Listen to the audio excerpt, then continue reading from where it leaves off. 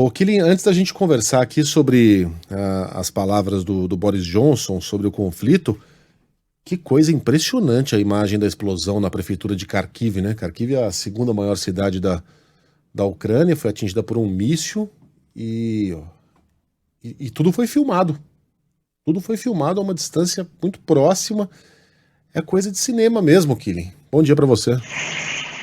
Bom dia, Megali, Ellen, Carla e a todos. É impressionante essa imagem e dá para ver ali na parte de cima o míssil entrando nesse prédio da administração de Kharkiv, que é a segunda maior cidade da Ucrânia. Eu, inclusive, já estive em Kharkiv, havia pessoas nesse prédio, mas olha, se tinha pessoas nesse prédio, é pouco provável que elas tenham sobrevivido, porque a explosão é muito, muito, muito forte. E só agora, retomando um pouquinho do que o Ian Bochá falou, né, sobre o comboio militar de soldados russos, e também a Ellen destacando isso, há uma imagem de satélite mostrando que esse comboio tem mais de 60 quilômetros de extensão. Segundo a inteligência britânica, o exército russo teve problemas de logística e planejamento. Eles não esperavam enfrentar uma resistência tão grande.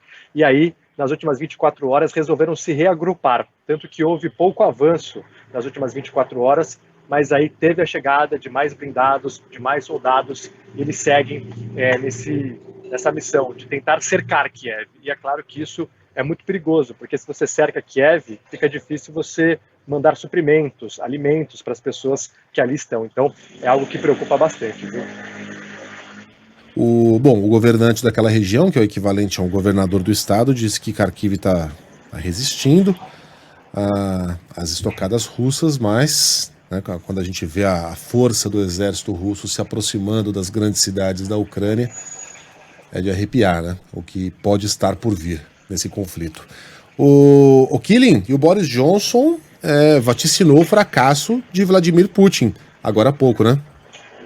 Exatamente, ele está na Polônia, se reuniu com o presidente polonês, o Jens Stoltenberg, que é o secretário-geral da OTAN, Aliança Militar do Atlântico Norte, falou que o exército russo está enfrentando dificuldades, mas é claro que há também uma guerra de narrativas aí, mas enfim, falando que eles estão com problemas, ele disse que a tragédia é enorme, maior do que líderes europeus previam, e ele elogiou a postura de Volodymyr Zelensky, dizendo que ele é um líder muito corajoso, que está encorajando os próprios ucranianos a lutarem por seu país e também encorajando outras pessoas ao redor do planeta.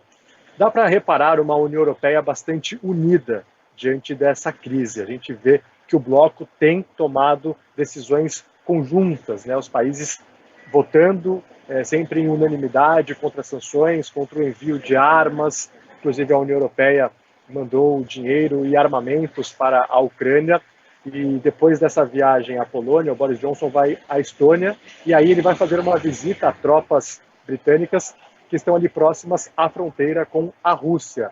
Já também a informação que a França está também movimentando tropas para a Romênia, são países que fazem parte da Aliança Militar do Atlântico Norte, e agora há pouco o Sergei Lavrov, que é o ministro de Relações Exteriores da Rússia, disse que os Estados Unidos têm que tirar armas nucleares que estão posicionadas aqui no continente europeu e que os Estados Unidos são responsáveis pela insegurança no mundo.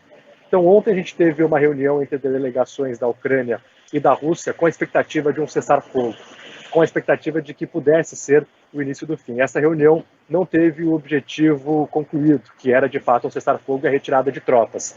Após essa reunião, a gente vê que os bombardeios se intensificaram, que a retórica se intensificou e que líderes europeus começam a se movimentar bastante aqui no campo da política e até também no campo militar. Então, há uma escalada da tensão.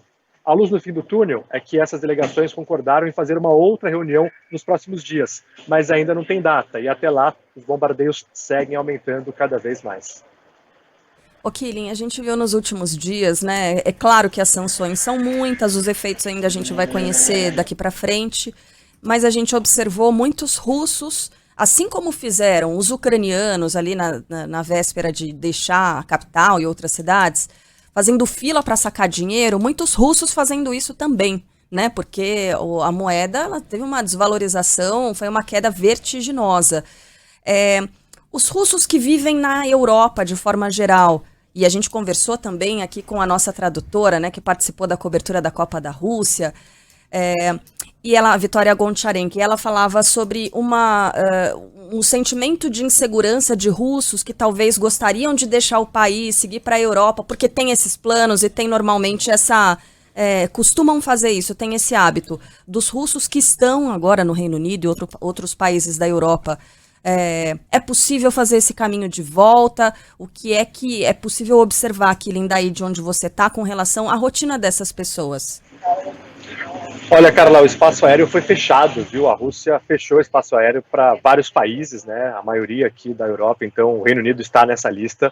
Oligarcas russos estão sofrendo muitas sanções. De fato, há muitos russos no centro de Londres, pessoal que tem muito dinheiro, que tem propriedades lá. É também um status para o pessoal na Rússia ter propriedade no Reino Unido, mandar crianças estudarem em escolas britânicas, os filhos mais velhos em universidades, mas agora as sanções estão cada vez maiores. Inclusive, o dono do Chelsea, o Roman Abramovich, ele saiu da administração do clube, passou para uma fundação, já prevendo possíveis sanções.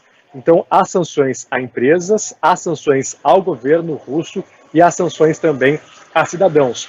Claro que isso em esferas maiores, né? Em esferas menores, essas pessoas não devem sofrer tanto, as que já estão aqui na Europa. Mas se alguém está na Rússia agora e quer vir para a Europa, não consegue, porque o espaço aéreo aqui da União Europeia também está fechado para voos comerciais e também privados da Rússia, né? Então, se você tiver um jatinho e quiser vir para cá da Rússia, não vem. Até mesmo canais de televisão estão com o sinal derrubado aqui. O próprio YouTube também anunciou que Sputnik e RT não tem mais acesso. Então a gente vê que as sanções estão aumentando cada vez mais em vários campos, né? No esporte, na comunicação, na aviação, na política, nas finanças. Então está cada vez mais difícil. Tá certo, Quilin. Abraço para você, bom trabalho, até amanhã. Valeu, até amanhã. Grande abraço.